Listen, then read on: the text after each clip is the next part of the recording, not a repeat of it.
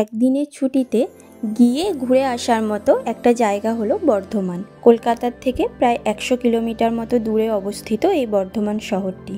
এটি খুব প্রাচীন, ইভেন আলেকজান্ডারের সময় থেকে প্রসিদ্ধ একটি শহর। চলুন তাহলে ঘুরে আসি আজকে বর্ধমান থেকে। বর্ধমান তোমরা আসবে কিভাবে? বর্ধমান আসার জন্য হাওড়া বা শিয়ালদার থেকে বেশ কিছু ট্রেন রয়েছে বর্ধমান লোকাল। অনেক এক্সপ্রেসও বর্ধমান শহরের উপর দিয়ে যায়। বেশ কিছু ট্রেনের টাইম আমি ডেসক্রিপশনে মেনশন করে দেব। ট্রেনে বর্ধমান পৌঁছাতে কম বেশি 2 ঘন্টা মতো সময় লাগবে। বাসেও বর্ধমান আসা যায়।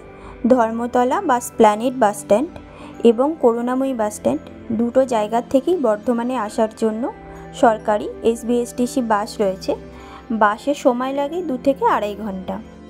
এছাড়া তোমরা নিজেদের গাড়িতেও আসতে পারো। এই যে ব্রিজটি দেখছেন, এটা হচ্ছে বর্ধমান রেলওয়ে ওভারব্রিজ। এটি ইন্ডিয়ার সেকেন্ড লার্জেস্ট এবং ওয়েস্ট বেঙ্গলের সবথেকে বড় কেবল বেসড রেলওয়ে ওভারব্রিজ। এই ব্রিজটি 2019 সালে সেপ্টেম্বর মাসে জনসাধারণের জন্য ওপেন করা হয়। 4 লেন বিশিষ্ট 188 মিটার দৈর্ঘ্যের এই ব্রিজটি কনস্ট্রাকশনে খরচা পড়েছে 300 কোটি টাকা। আর এই ব্রিজটির হাইট রয়েছে 55 মিটার। স্টেশন থেকে প্রায় 4 কিলোমিটার মতো দূরে আমরা এসে পৌঁছালাম আমাদের আজকের ফার্স্ট ডেস্টিনেশন 108 শিব মন্দিরে। এটি হচ্ছে মন্দিরের মেন এন্ট্রান্স। এর রাইট সাইডে রয়েছে বিশাল বড় পার্কিং এরিয়া, আর লেফট সাইডে রয়েছে একটা ক্যাফে, আর এই মন্দির কর্তৃপক্ষেরই একটা হোটেল রয়েছে। আপনারা চাইলে এখানে স্টেও করতে পারেন। চলুন এবার আমরা যাব মেন মন্দিরের দিকে। মন্দিরে ঢোকার জন্য আপনাকে 2 টাকা দিয়ে একটা টিকিট নিয়ে নিতে হবে। ভিতরে ঢুকেই 2 সাইডে গ্রাম বাংলায় মাটির ঘরের আদলে এই 108টি শিব মন্দির স্থাপন করা রয়েছে। আর প্রত্যেকটি মন্দিরের ভিতরেই মহাদেবের কোষ্ঠী পাথরের একটা বিগ্রহ রয়েছে। 1788-89 সালে রানী বিষ্ণুকুমারী এই মন্দিরটি স্থাপন করেন। এখন মন্দিরটি রেস্টোরেশনের কাজ চলছে।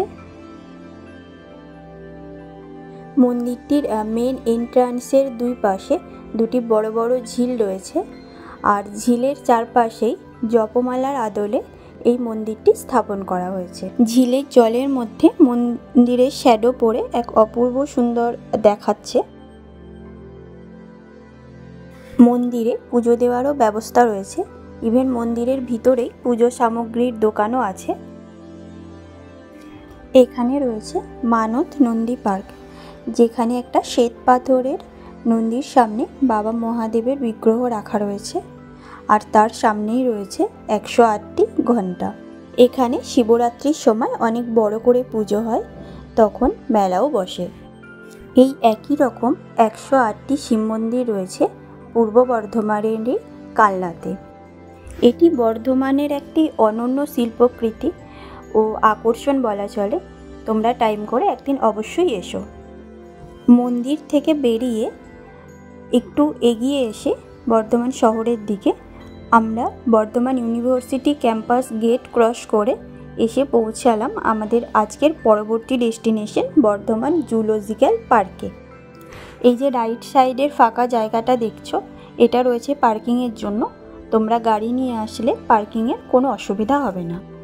4 হুইলার্সের পার্কিং রয়েছে 50 টাকা। তোমরা এখানে সাইকেল, অটো, টোটো, বাইক সব কিছুই পার্ক করতে পারো। এটি হচ্ছে জুলজিক্যাল পার্কের মেন এন্ট্রান্স, আর তার ঠিক বাঁ সাইডেই রয়েছে টিকিট কাউন্টার।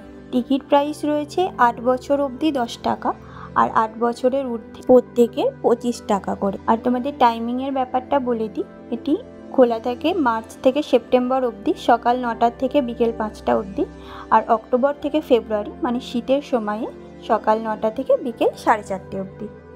ঢুকেই বাঁদিকে দেখবে একটা ইনস্ট্রাকশন ম্যাপ রয়েছে। একটু এগালেই দেখা মিলবে চিতাবাঘের। বেশ দূর থেকে দেখতে হচ্ছে, তবে ভালোই দেখা যাচ্ছে। সাজানো গোছানো পথ দিয়ে আর একটু এগালেই দেখতে পাবে কুমির। যা খুব সম্ভবত শীতের জন্য উপরে এসছে রোদ পোয়াতে। এই দেখো একদল হরিণ, যারা আমাদের দেখে খুব একটা এক্সাইটেড না, নিজেদের লাইফেই ব্যস্ত। বর্ধমানের স্থানীয় লোক এই জুটাকে এখনও ডিয়ার পার্ক নামেই বেশি চেনে। একটা সময় এখানে শুধু হরিণই রাখা হয়েছিল। এখানে বেশ কিছু রকমের পাখি রয়েছে। এই যে দেখো, এটা এমু পাখি, এর পাশেই রয়েছে ইন্ডিয়ান পিকক। এছাড়াও এখানে আরও অনেক কিছু পাখি রাখা রয়েছে।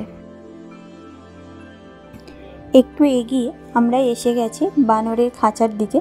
এখানে বানর আমাদের র্যাম্প ওয়াক করে দেখাচ্ছে।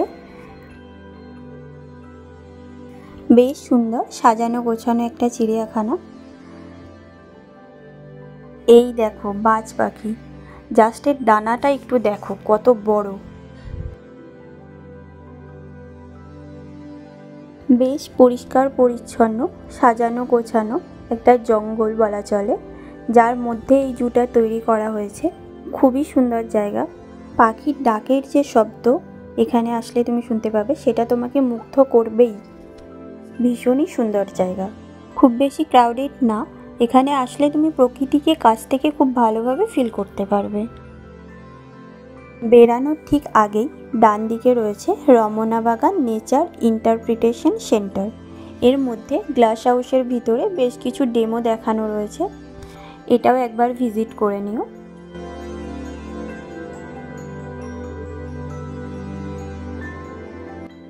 এই দেখো, এটা হচ্ছে দ্বিবীজপত্রী উদ্ভিদের জীবাশ্ম, যেটা 1,60,00,000 বছরের পুরানো। যদি এ কথা বলতে পারতো, আমাদের কত হিস্টোরিক্যাল ফ্যাক্ট শোনাতে পারতো একবার ভাবো তো। এখান থেকে বেরিয়ে এর ঠিক পাশেই রয়েছে মেঘনাদ সাহা প্ল্যানেটোরিয়াম। আমাদের ওয়েস্ট বেঙ্গলে মোট 3টে প্ল্যানেটোরিয়াম আছে, যার মধ্যে এটি একটি। এখানে বেশ কিছু 3D শো চলে, কিন্তু আমরা যেদিন গিয়েছিলাম সেদিন এটা বন্ধ ছিল। এই প্ল্যানেটোরিয়ামটি 1994 সালে জনসাধারণের জন্য ওপেন করা হয়। এটি সকাল 10টার থেকে বিকেল 4:30 অবধি খোলা থাকে। প্ল্যানেটোরিয়ামের বাইরেই বাচ্চাদের জন্য সুন্দর পার্ক করা রয়েছে। তোমাদের সাথে বাচ্চা থাকলে তোমরা এখানে বেশ কিছুক্ষণ টাইম কাটাতে পারবে। প্ল্যানেটোরিয়াম থেকে বেরিয়ে আমরা এসে পৌঁছালাম বর্ধমান সায়েন্স সেন্টারে। ঢুকেই ডান দিকে রয়েছে টিকিট কাউন্টার। এখানে টিকিট প্রাইস রয়েছে 20 টাকা, আর স্টুডেন্টদের রয়েছে 10 টাকা। তবে সেক্ষেত্রে তোমাকে অবশ্যই স্টুডেন্ট আইডেন্টিটি কার্ডটা দেখাতে হবে। আর ভিতরে ক্যামেরা দিয়ে ফটো তোলা অ্যালাউ নেই। ঢুকেই তোমরা বাঁ দিকে দেখতে পাবে একটা অনেক বড় ডাইনোসর। ডান দিকে দেখতে পাবে এই আজব প্যাটার্নের ওয়াটার ট্যাপটা। মেন বিল্ডিংয়ের সামনে বেশ কিছু বিশিষ্ট ব্যক্তির 3D মূর্তি করা রয়েছে, আর তার নিচে ওনাদের জীবনকালের কিছু ঘটনা লেখা রয়েছে। ভিতরে ঢুকেই গ্রাউন্ড ফ্লোরে রয়েছে বার্ড হাউস বা পাখিরালয়, যেখানে বিভিন্ন পাখির লাইফ সাইকেল চিত্রায়ন করে দেখানো হয়েছে।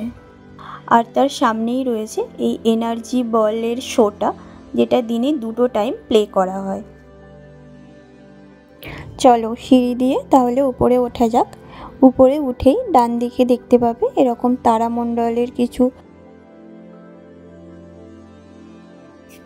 তারামণ্ডলের ব্যাপারে বেশ কিছু ইনফরমেশন ডিটেলসে এখানে চিত্রায়ন করা আছে। আর লেফট সাইডে রয়েছে হিউম্যান পারফরমেন্স। এখানে অনেক টাইপের হিউম্যান অ্যাক্টিভিটিস রয়েছে। তোমরা একটু টাইম নিয়ে ইনস্ট্রাকশন পড়ে এই অ্যাক্টিভিটিসগুলো ট্রাই করতে পারো।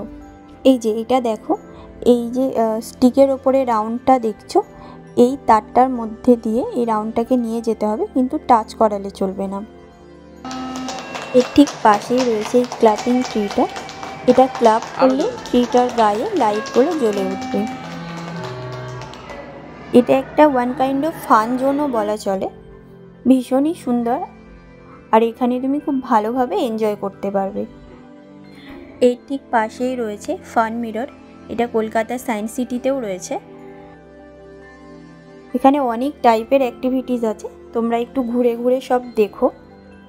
এই ফ্লোরেই ফান জোনের পাশেই রয়েছে 3D শো, যেহেতু আমরা প্ল্যানেটোরিয়ামে শোটা দেখতে পাইনি, তাই আমরা এটা দেখব। এখানে টিকিট প্রাইস রয়েছে 20 টাকা। ভিতরে ঢুকে গেছি। হলটা মিডিয়াম সাইজের। আমাদের একটা 3D সানগ্লাস দেওয়া হয়েছে। তোমাদের একটা ছোট্ট ক্লিপস আমি দেখালাম।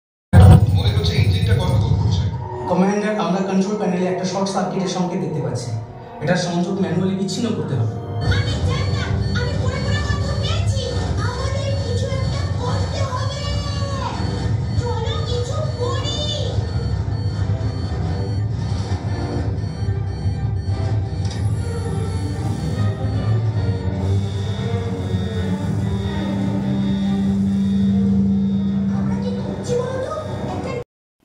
এর বাইরেই রয়েছে সায়েন্স পার্ক।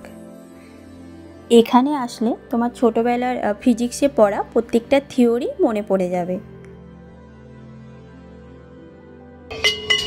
দেখো সাউন্ডটা কি সুন্দর আসছে। তোমরা যদি ফিজিক্সের একটা প্র্যাকটিক্যাল করতে চাও স্কুল গোয়িং বাচ্চারা, তাহলে অবশ্যই এটা একবার ভিজিট করো।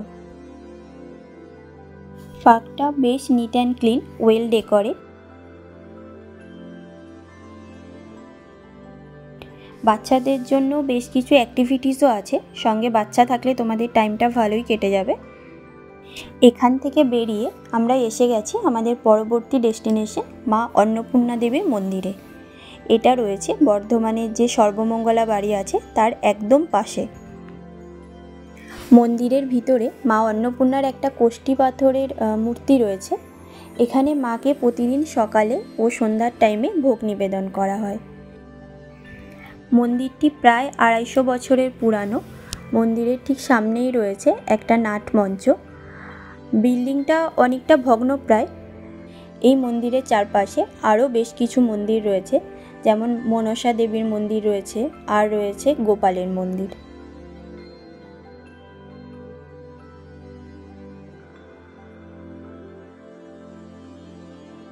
অনেকেরই হয়তো জানা নেই আমার মতো এই মন্দিরের কথা, তবে তোমরা যখন সর্বমঙ্গলা মন্দিরে আসবে এটা একবার ভিজিট করে নিও। ঘুরতে ঘুরতে আমরা এসে পৌঁছে গেছি মা সর্বমঙ্গলা দেবীর মন্দিরে। মন্দিরের সামনেই রয়েছে অনেক বড় একটা আটচালা, আর এটা হচ্ছে মন্দিরের ঢোকার মেন গেট। এই আটচালাতেই সব দিন ভোগ প্রসাদ বিতরণ করা হয় দুপুর 12:30টার থেকে। আর ভোগ প্রসাদ গ্রহণের জন্য টিকিট তোমাকে সকাল 10টার মধ্যে 50 টাকা দিয়ে সংগ্রহ করতে হবে।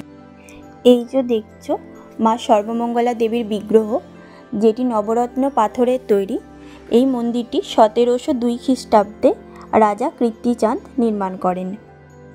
আমি খুব লাকি যে মায়ের সন্ধ্যা আরতি আমি এই দিন দর্শন করতে পেরেছি।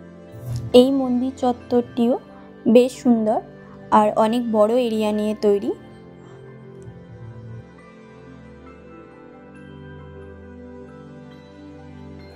মন্দিরের ঠিক সামনেই বাতি বা প্রদীপ ধূপ জ্বালানোর মতো জায়গা করা রয়েছে, আর মন্দির প্রাঙ্গণে রয়েছে একটা অনেক বড় ফোয়ারা।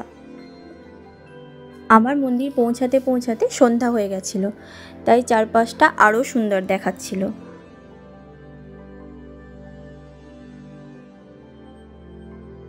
মায়ের বিগ্রহের ঠিক সামনে নাটমঞ্চের নিচে রয়েছে বলি দেবার জন্য কাঠের বেদি, আর তার সামনে রয়েছে বাবা মহাদেবের একটা মন্দির। কথিত আছে মা সর্বমঙ্গলা নাকি কাউকে ফেরান না। মন থেকে ভক্তি ভরে মায়ের কাছে চাইলে মা সেটা তোমাকে দেবেই। এটি হচ্ছে বর্ধমান শহরের সেন্টার কার্জন গেট। 1903 খ্রিস্টাব্দে লর্ড কার্জনের উদ্দেশ্যে এই গেটটা নির্মাণ করা হয়, যেটা বর্তমানে বিজয় তোরণ নামে প্রসিদ্ধ। বর্ধমানে আরও অনেক দর্শনীয় স্থান না দেখাই থেকে গেল। আরও একদিন আসবো বর্ধমান ঘুরতে। থ্যাংক ইউ ভিডিওটি লাস্ট অবধি দেখার জন্য। ভালো লাগলে লাইক, শেয়ার আর কমেন্ট করো, আর অবশ্যই চ্যানেলটি সাবস্ক্রাইব করে দিও।